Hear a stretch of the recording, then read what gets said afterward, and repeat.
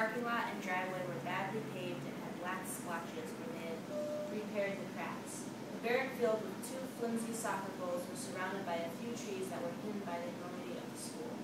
The school itself wasn't that large. It was actually a fairly small building compared to most schools, with only one story, but it seemed huge. The inside was hot and muggy. It was bright with fluorescent lights that seemed dim.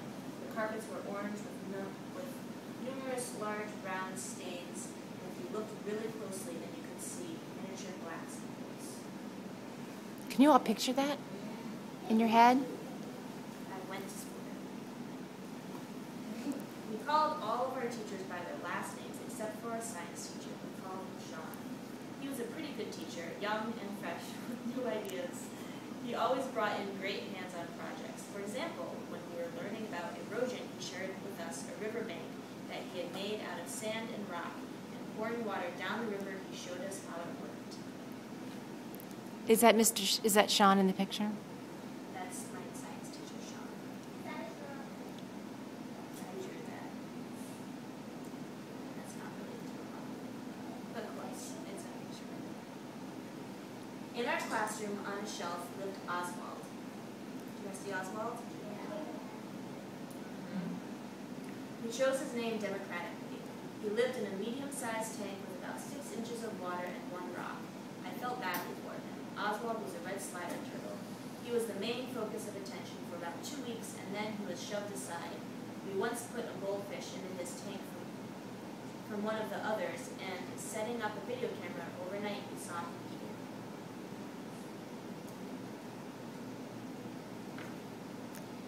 Meanwhile, April vacation was coming up, and over the break we were to do a project or report on anything that we wanted. It just so happened that my mother, sister, and I were going to Louisiana, which is where the red slider turtle lives. After seeing Oswald trapped in that tiny cage, I couldn't give up the chance. So I talked to Sean, and he agreed to let me return him to the wild as long as I would do something else, such as writing a report or taking photographs. I decided to take a roll of slides. That is Louisiana. Louisiana, good job. That's where I was going to take him to. My first priority was to find out if turtles were allowed on planes. They weren't. Dogs, cats, rabbits, guinea pigs, and rats were allowed, but reptiles were not. So we decided to sneak him. Our plane left from Boston, flew to Chicago, and then ended up right outside of New Orleans, Louisiana. We put our heads together and devised a plan.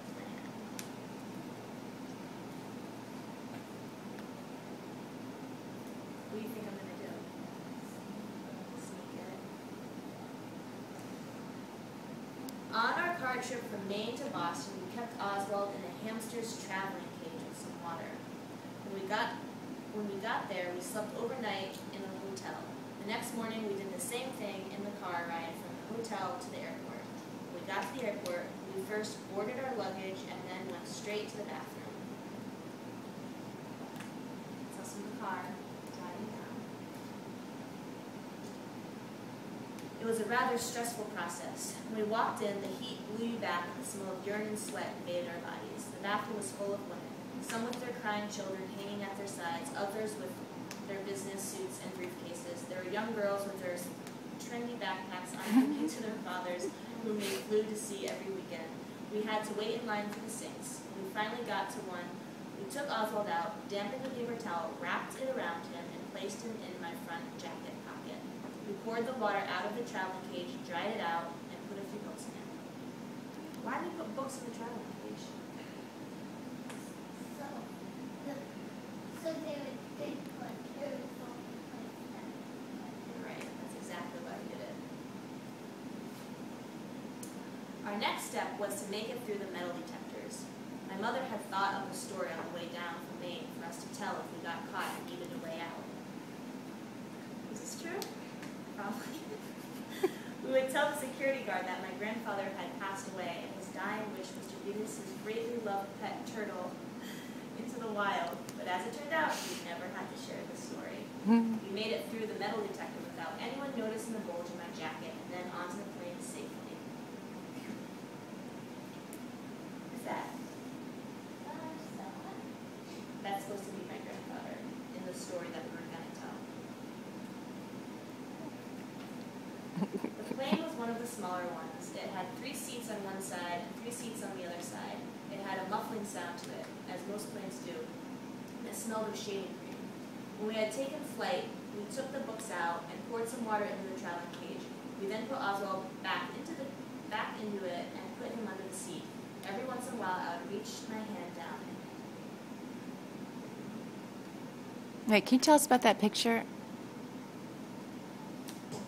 well, here we are on the plane, and I put this in the background because it smelled like shaving cream. Thank you.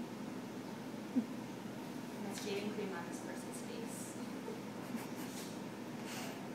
When we arrived at Chicago, I put a blanket over the cage and walked off of the plane quickly. We did the same procedure as before. Right when we were entering the bathroom, I looked underneath the blanket and saw Oswald floating in the water. I panicked and hurried to the bathroom. I quickly grabbed the blanket off the top and stuck my hand in it. He moved. I was relieved. We then wrapped him in wet paper towels again and put him back into my jacket. Quite the process. I thought he had died, but nothing. When we got to the metal detector, a foreign lady stopped me just as I was passing through. She asked what I had in my jacket. How did she know? After all of this work that I had done to keep Oswald a secret, I couldn't believe that I was going to lose him now. I looked over at my mother. She nodded. I unzipped my jacket and revealed a little turtle fin. Popped out with my jacket. She stared at it for a little bit and then went over to speak to a man who was not far away. She came back and ushered us through. Phew. Thought she was going to take him away, but she didn't. That's good. We arrived at the New Orleans airport later that day. Oswald had made it. When we got off, a few flight attendants saw Oswald and smiled. Maybe I didn't have to hide him after all. It was good just in case. We met my grandmother at the airport, and when she saw Oswald, she smiled and ignored the whole thing as if it were just a childish task. Is that true? Probably. It's your story. I guess it is all true. I don't know if I made some. Good eye. I think I just felt like putting a pterodactyl in the window. Doesn't really make sense, does it? It could be just a picture on the wall that looks like a window.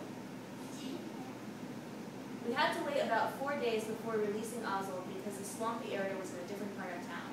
We stayed in a bed and breakfast with my grandmother and toured New Orleans. I remember that we went to the Jazz and Heritage Folk Festival for a day and we went to a great wax museum. We walked the streets a lot, stopping at delicious restaurants to eat crawfish and po' boys.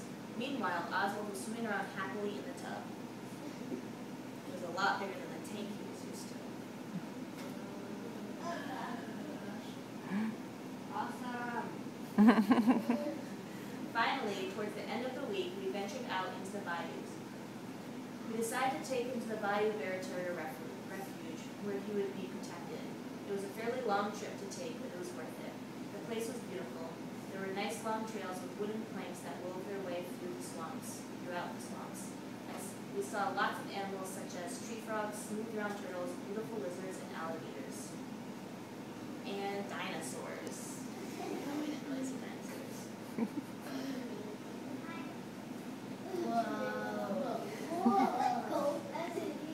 We walked until we found the best place.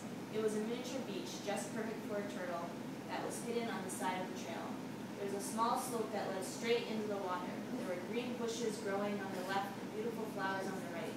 We were surrounded by these humongously tall trees that had vines drooping down around us. I took numerous slides at this point.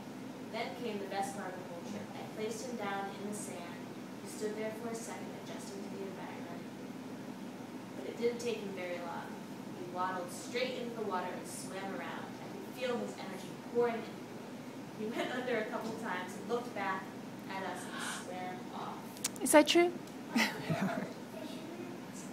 think I've read this in like 4 years or something.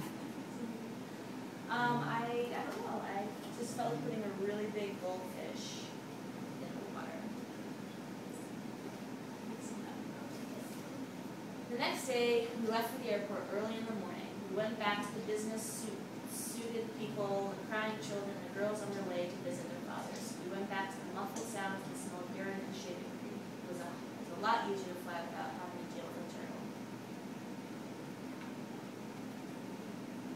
school, everyone was dying to know how it all went. I told them that Oswald had died on the way over in the plane, and that I ended up doing my project on the comparison between the North and the South. He didn't fall for it, so I told them that he had gotten loose in the airport, and they wouldn't let me take him on the plane. And they couldn't set him free in Boston, so they sent someone to bring him to the nearest pet store. Actually, no, I didn't really say that, but I could have. I ended up telling the real story. Not that it wasn't interesting, and they loved it. I showed the slideshow in class later that week. It was a very successful project. I did the class a favor, I did Oswald a favor, and I got to go on a wonderful trip. I walked back to the car that day after releasing Oswald with a feeling of satisfaction and happiness. If it weren't for me, then that troll probably would have lived in a tank his whole life. Even if he were eaten by an alligator the next day, at least he knew what swimming was like.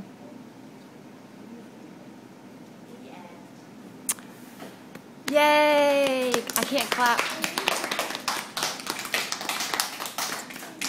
Thanks, Wren. Does anyone have any questions or comments? Wren, will you take 3 questions and comments? Yes. In that, how, in the front of the plane, oh no, that was in the car, right? Because it was your behind you. Right, when there was this picture, when we were driving down, this. Yeah, it looks like maybe a bunch of things. It looks like they're in the stairs. Like in the front of the airplane. It does look like that, doesn't it? And then the tunnels up there. It's like little like airplane buttons. But inside there's like a Right. I like how you put the delta, like the delta spots. Right, in there. I like how every time, like every time that the fish out of the water, and I like how the big pieces in cream like. Right. Why do you like that?